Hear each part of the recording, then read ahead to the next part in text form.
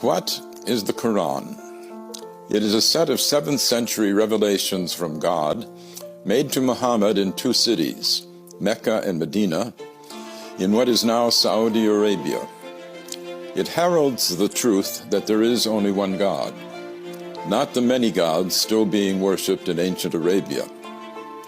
Of course, this was not the earliest revelation that there is only one God.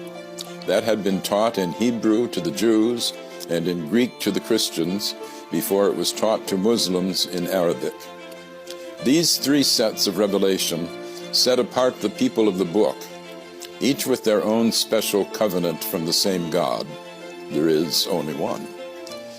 We believers in one God are on the same team, as it were, and should protect one another's places of worship, listed in the Quran as monasteries, churches, synagogues, and mosques, where God's name is much invoked.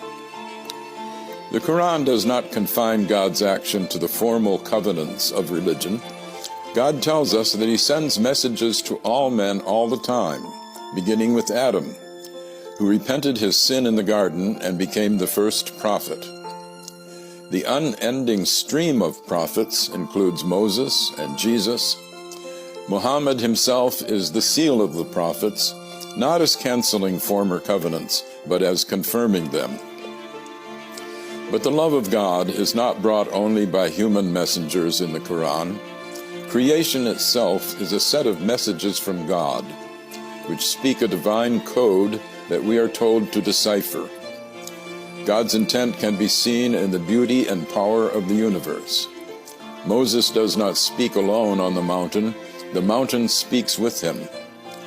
Birds speak to Solomon. The world is constantly signaling to us, bringing us insights into the beauty and power of its maker.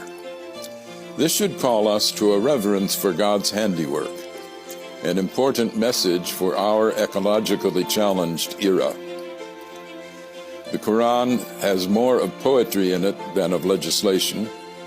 It sets ethical norms while stressing the need for mercy in our dealing with God's fellow creatures. Force is allowed only for self-defense and never as a way of spreading religion.